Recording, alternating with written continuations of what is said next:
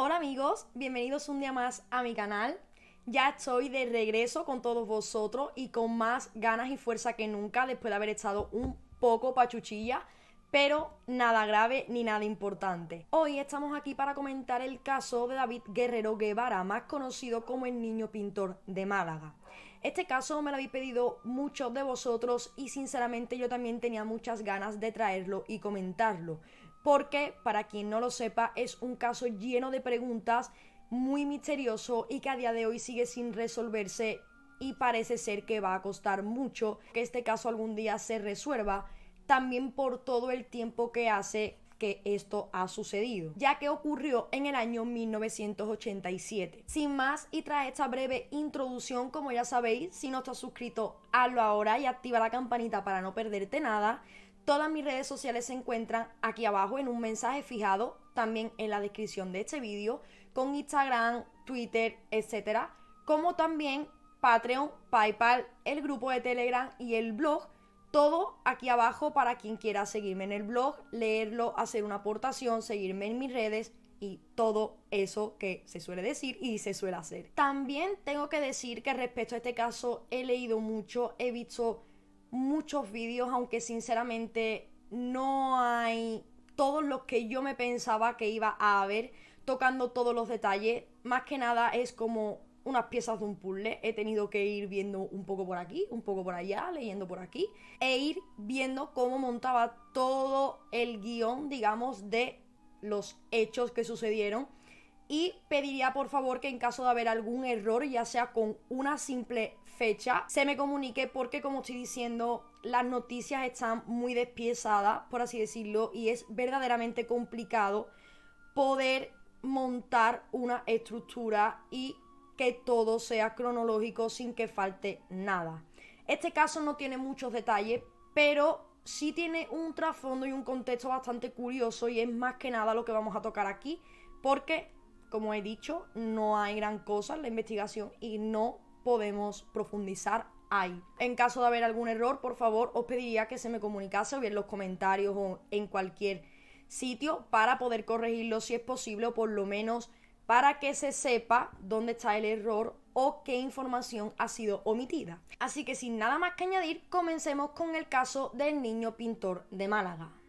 David Guerrero Guevara, más conocido como el niño pintor de Málaga, era un niño muy introvertido, simpático, muy familiar, inteligente y con muchísimo talento. Además de todo esto, era un chico sumamente responsable, que siempre hacía caso a sus padres, muy obediente, no era para nada problemático y era un niño bastante casero. Siempre, cada vez que salía del colegio acompañado de su hermano o de sus amigos, se dirigía directamente a su casa y ahí pasaba la tarde, a no ser que tuviese alguna actividad extraescolar por la que salir del domicilio. Le gustaba ir a clases, le gustaba estudiar, estar con sus amigos, pero lo que verdaderamente le apasionaba a David era pintar. Estaba apuntado a una academia de pintura porque esta era su mayor afición y su mayor pasión. Siendo tan solo un niño, David ya era un gran artista. Hacía esculturas de rostros de personajes famosos, además de dibujos y pinturas con una gran soltura y habilidad. Por todo esto es que hay que tener en cuenta que David tan solo era un niño para el gran talento que ya tenía. El hecho de que fuese un niño bastante casero, bastante responsable e introvertido, le hacía tener algunas manías, pero sin rozar una obsesión. Era muy ordenado con sus cosas a la hora de aprender técnicas nuevas de pintura o de ponerse a pintar. Era un niño bastante metódico, que lo hacía todo muy paso por paso y con una gran devoción. Le tenía muchísimo aprecio a cada escultura, cuadro o pintura que él hiciese. Desde cuadros pintados con solo un lápiz, jugando con las sombras, luces y relieves, como también usaba sus pinceles, pintura y su borriquete para pintar un lienzo. Era un verdadero prodigio. El talento de David era tal que ya en su barrio, llamado 25 años de paz, donde vivía junto a su madre, su padre y sus dos hermanos, ya comenzaban a conocerlo como el niño pintor de Málaga, y le añadían la siguiente descripción: es el nuevo Picasso. Y es que se veía que David, con tan solo la edad que tenía, porque verdaderamente en esos momentos era muy pequeñito, iba a ser un pintor de renombre si él conseguía seguir con esta pasión y esta devoción que tenía por realizar estas pinturas, estos cuadros y estas esculturas. Era muy habilidoso, verdaderamente era un chico que, según su madre cuenta, se pegaba todo el día desde pequeño, incluso veía cualquier dibujo animado en televisión, cogía un folio y empezaba a dibujar a esos personajes que veía con un gran parecido, siendo tan solo un niño de 3, 4, 5 años de edad. A él, esto de ser famoso, de ser un pintor de renombre, como que tampoco le llamaba la atención. Él solo era un niño al que le gustaba lo que hacía y disfrutaba, y veía cómo los adultos le reconocían lo bien que él hacía todas estas cosas, lo bien que él pintaba y lo bien que se desenvolvía. Lo halagaban y le reconocían su mérito y talento. Él lo hacía porque le gustaba, como cualquier otro hobby más que cualquier persona hace simplemente porque le gusta. Y verdaderamente tenía una humildad increíble. Fijaos bien si hacía esto como un hobby porque él quería y también porque su imaginación necesitaba encontrar una salida y plasmarse en algún sitio. A David no le gustaba que le dijesen qué pintar o a quién. De hecho, si alguien le decía que tenía que pintar, él decía que no pintaría nada porque él solo plasmaba en sus obras lo que él tenía en su cabeza, su imaginación y lo que él en ese momento quería plasmar.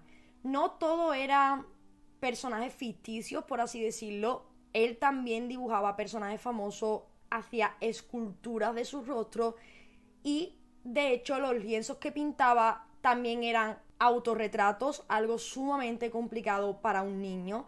Hacía cuadros también de siluetas de mujeres desnudas, cuadros que verdaderamente eran una maravilla visual, una maravilla de talento que este niño tenía en sus manos. Poco a poco David iba perfeccionando sus pinturas. Era muy metódico y perfeccionista y quería que cada vez sus pinturas fuesen mejor, tuviesen más reflejos, tuviesen una mejor expresión en caso de ser un rostro, que tuviesen más sombra y poder hacer todos estos detalles de una forma más real y más profesional también. De esta forma, el pequeño niño pintor de Málaga decide coger su lienzo, sus pinceles, su pintura, monta su borriquete y decide comenzar a pintar.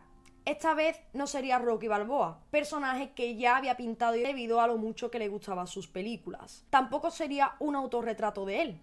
Esta vez sería el Cristo de la Buena Muerte, la cual podríamos decir que fue su obra maestra, su obra culmen y su obra más bonita, porque verdaderamente es una maravilla lo que este niño de tan solo 13 años hizo con un lienzo en blanco. Este cuadro que estáis viendo en pantalla, esta pintura, la pintó en tan solo un día un niño de 13 años después de salir de su colegio.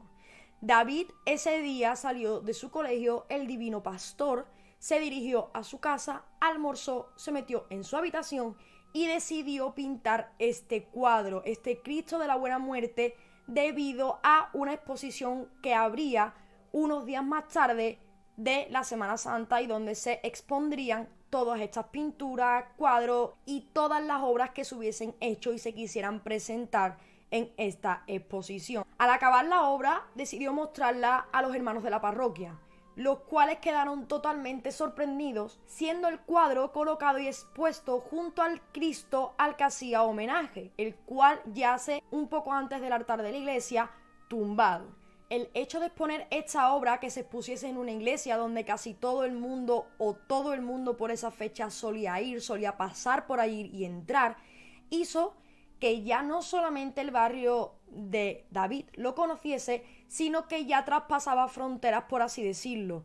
Este cuadro, cada persona que lo veía quedaba totalmente prendida de sus encantos y preguntaban quién lo había hecho. al enterarse que tan solo era un niño, verdaderamente quedaban aún más en shock y más fascinados aún por esta pintura. Fue expuesto en una inauguración colectiva, como ya he comentado, de pinturas sobre la Semana Santa. Esto se hizo concretamente en la Galería de Arte La Maison, en la calle Duquesa de Parcén, lugar donde el periodista Paco Fadón, al ver el cuadro, quedó totalmente prendido de este, llegando a enterarse de quién era el pintor y queriendo entrevistar a David. Este periodista, Paco, llegó a ponerse en contacto con el pequeño David y se citaron 3 días más tarde. De esta forma es como llegamos al día de los hechos, el día 6 de abril de 1987, el cual era lunes. Día en que David, el niño pintor de Málaga, había quedado con este periodista, Paco Fadón, para hacer esta primera entrevista que iba a dar David, pero que se veía a simple vista que no sería tampoco la última. David ese día, según sus compañeros de clase, estaba un poco nervioso, dolía la barriga, tenía un poco de mareos y se negó a comerse el bocadillo del desayuno. Sus padres piensan y pensaban en su momento que esto podría haber sido debido a los nervios que tenía, ya que esa tarde iba a ser entrevistado por primera vez y por tanto serían unos nervios totalmente justificados. Cuando David salió esa tarde de su colegio, el Divino Pastor, se dirigió a su casa.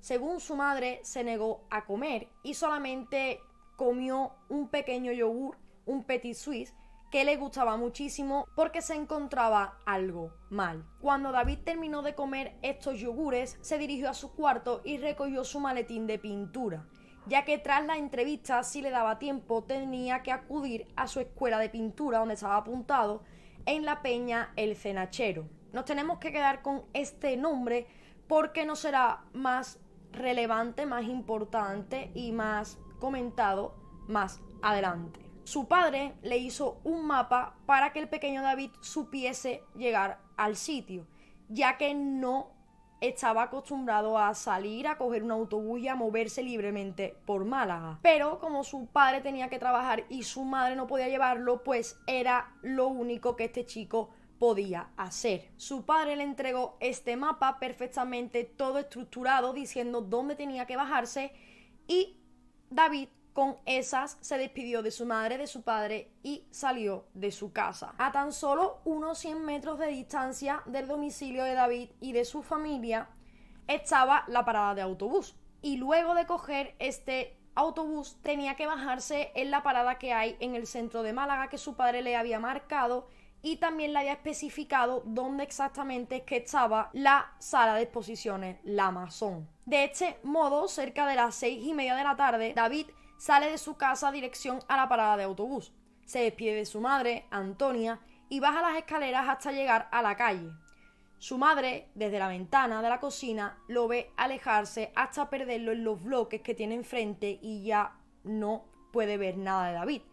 Pero se queda tranquila porque la parada está prácticamente a la vuelta de la esquina y no tiene por qué pasarle nada al pequeño. Esta tarde coincidía con la llegada de la reina Sofía para inaugurar el Teatro Cervantes, por lo que había un alto despliegue policial, muchísima seguridad, muchísima gente en la calle, pero que en caso de pasar algo habría muchísimos agentes ahí para poder mediar y solucionar algo y poder actuar en lo que pasase. Entonces, pues, motivo de más para que la madre de David estuviese tranquila, porque ¿qué iba a pasar en un sitio lleno de policías, lleno de cámaras y lleno de gente que quiere ver a la reina Sofía? Por ejemplo, el padre de David le comentó al joven que cuando saliese de esta entrevista, como tenía que ir a las clases de pintura si le daba tiempo, él se encargaría de recogerlo después de salir del trabajo. Si no estaba en la peña, entonces su padre se desplazaría hasta esta galería de arte, hasta la Maison, donde iría a por él, a recogerlo y ya de vuelta a casa. Sabiendo esto, es que las horas pasan y llega la hora en que el padre David ya termina su jornada, coge su coche y se dirige a la peña El Cenachero para recoger a su hijo.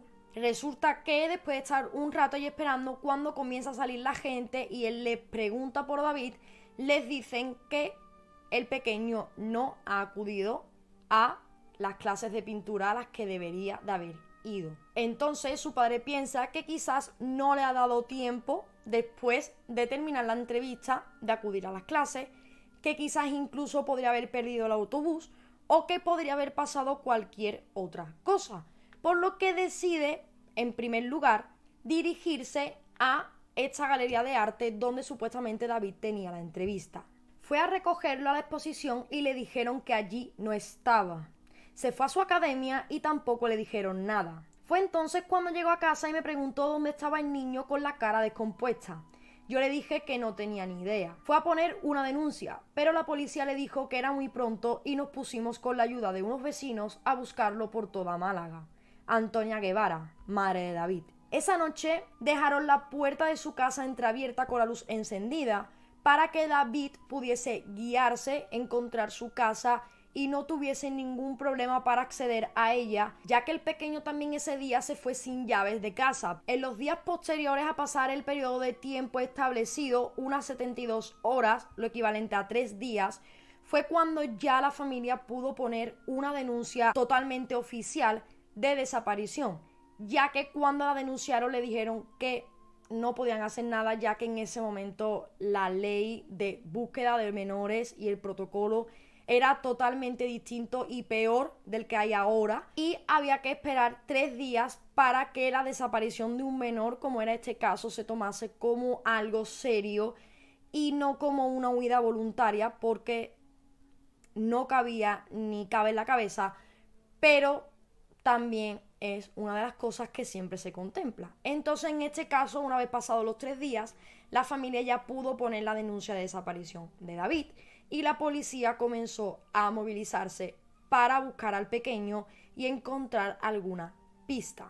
Pero como sabemos, el empezar una investigación, una búsqueda, unos interrogatorios con tanto tiempo de distancia, por así decirlo, de lo que serían las horas claves, hace que luego todo sea más complicado, que no se sepa con certeza si lo dicho es verdad porque no se pueda comprobar, entre otras cosas que ya hemos visto en otros casos. La policía no encontró a ningún testigo que esa tarde hubiese visto a David, ni uno solo en ninguno de todos los escenarios que David esa tarde tenía que haber visitado. Según los testigos a los que se le preguntó, David no había sido visto cogiendo el autobús, tampoco había sido visto en la galería de arte ni haciendo la entrevista con el periodista, mucho menos había ido a su academia de pintura. Entonces, ¿a dónde o con quién había ido David?